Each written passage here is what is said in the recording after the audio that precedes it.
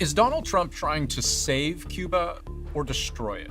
Conditions continue to worsen in Cuba as the U.S. cuts off critical supplies to the communist regime there. The people there have suffered for many, many years, and I think Cuba is going to be something we'll end up talking about. Trump's White House accuses the Cuban government of persecution and torture, a denier of free speech, corrupt, inhumane.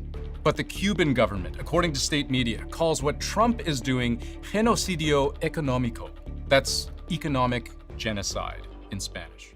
Corruption, aging infrastructure, hurricanes, a struggling economy, international isolation, all pushing today's Cuba to the brink of a humanitarian crisis. By many accounts, U.S. sanctions on oil applied to a country with almost none left. They are asphyxiating, suffocating Cuba and its people to the point where Cuba itself has put out a warning to the world. If you're thinking of flying in or out, we have a serious problem. There will be no more oil or money going to Cuba, zero, says Donald Trump. Then there's this ominous or else. So the question is, why?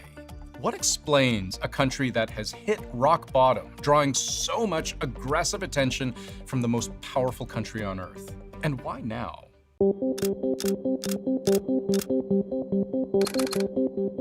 When the Trump administration looks at the state of Cuba today, it sees darkness and it sees a country on its knees. That's opportunity. Cuba is a failing nation right now, very badly failing nation. In a few ways, Cuba is almost literally powerless. There are widespread blackouts. They've forced the shutdown of schools, businesses. A state-run TV and radio broadcaster went off the air last month. In some cases, no power also means no running water. And the country's profoundly important tourism industry has all but collapsed. The only way many Cubans survive is from foreign money sent in from family and friends abroad. Because if you're trying to make do on a pension, let's say, in local currency, you're pulling in monthly roughly what it costs to buy one carton of eggs. At that price and that income, you're more likely to buy eggs individually, which is something people do in Havana. Life in Cuba has long been difficult for many Cuban citizens, but over the last few years, it's just gotten seemingly unbearable for many. At the heart of this crippled state is oil. Many of Cuba's power plants to generate electricity run on oil, and it doesn't produce enough oil to keep the lights on. It also can't buy enough oil because decades of U.S. sanctions have choked off the country's access to financial markets, insurance, foreign currency, and even willing sellers. Because oil is so hard to buy and difficult to deliver, Cuba relies on just a small handful of countries to supply it. In 2025, about 4% of incoming oil came from Algeria, 10% came from Russia, 25% from Mexico, and the rest, more than half of all incoming oil, from Venezuela. Shown in a slightly different way, here's the oil from Algeria, Russia, Mexico, and these bars are Venezuela. But you see this empty space representing the here and now? That's not missing information. That's as close to zero as you can get.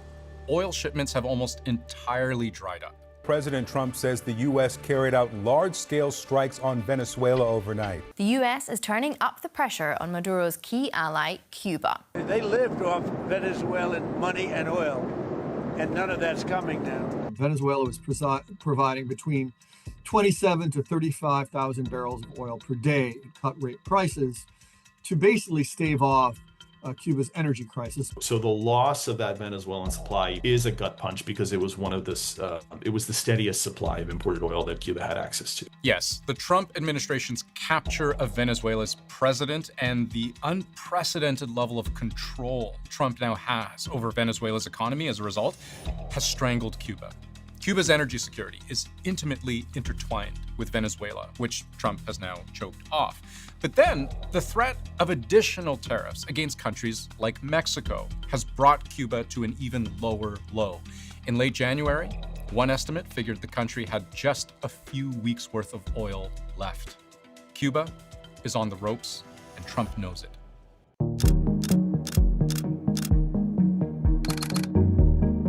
So that's the why now. But what about the why, period? Like, what is Trump's interest in a so-called failed state?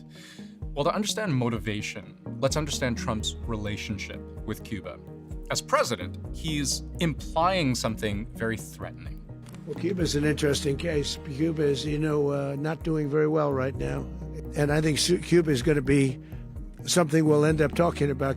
Even if it's vague, there's something quite coercive about that, right? But there was a time when Trump saw Cuba not as an enemy, but as an opportunity for business, while he was still the chair of Trump Hotels and Casino Resorts, which made sense. One of Trump's greatest successes is in hospitality, and tourism is Cuba's most important industry. But all those years ago, there was just one problem. Since the 60s, U.S. embargoes closed the Cuban market to most American companies. So for a hotel magnate like Trump, U.S. policy was a bit of a pain.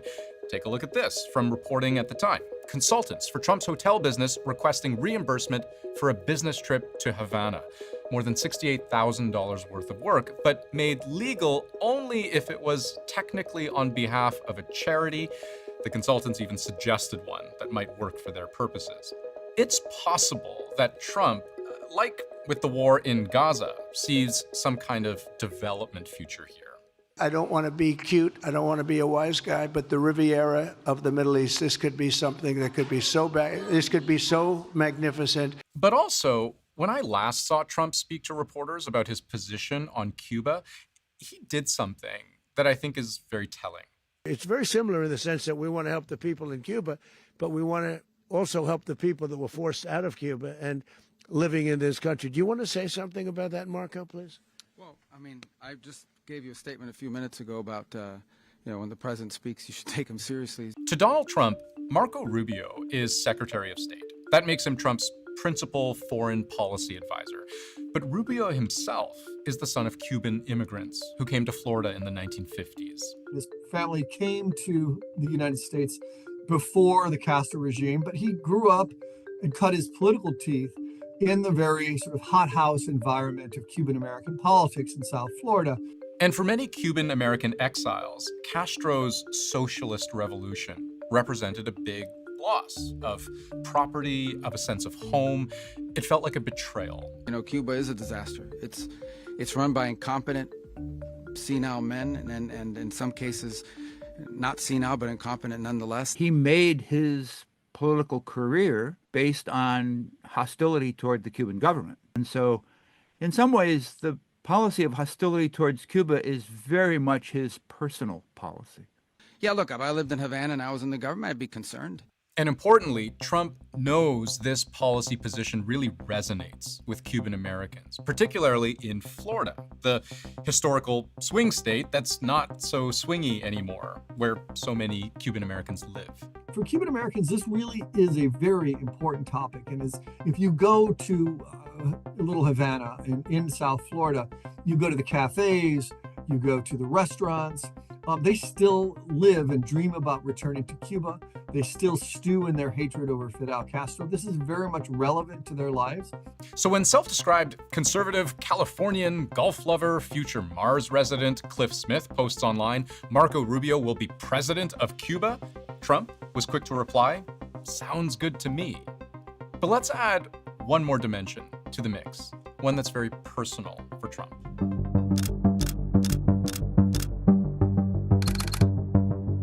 The real fact of the matter is that Trump clearly isn't the first American president to be openly hostile towards Cuba. 13 U.S. presidents have come and gone, and the Castro regime remains in power. The United States has been trying to destabilize the Cuban government ever since 1959. 1959, the rise of Fidel Castro and the Cold War getting colder. It's the closest the world has ever come to nuclear war. That's the Cuban Missile Crisis. Good evening, my fellow citizens. This government, as promised, has maintained the closest surveillance of the Soviet military buildup on the island of Cuba. It shall be the policy of this nation to regard any nuclear missile launched from Cuba against any nation in the Western Hemisphere as an attack by the Soviet Union on the United States, requiring a full retaliatory response upon the Soviet Union. Again, just to underline, Cuba's communist existence just 200 some kilometers off the south coast of Florida has been a real knot of tension for the better part of a century. If Donald Trump were to undo that knot, finally bringing down a communist regime that's been 90 miles off the coast of the U.S. would be a huge feather in the cap of Donald Trump. Being able to say that I am the U.S. president who did the thing that no other U.S. president since 1959 was able to do. It is more about legacy, that Trump would be the president that finally overthrew the Cuban revolutionary government after 60 some odd years. This would be a crowning achievement for a president who repeatedly brags about how many wars he's solved. Because strictly pragmatically, compared to other geopolitical hotspots of the 21st century, Cuba figures fairly small. It is in the throes of economic collapse. It has no oil, no money, no influence, but its history, that to the United States is unique. And Trump may see that as being ripe for the taking.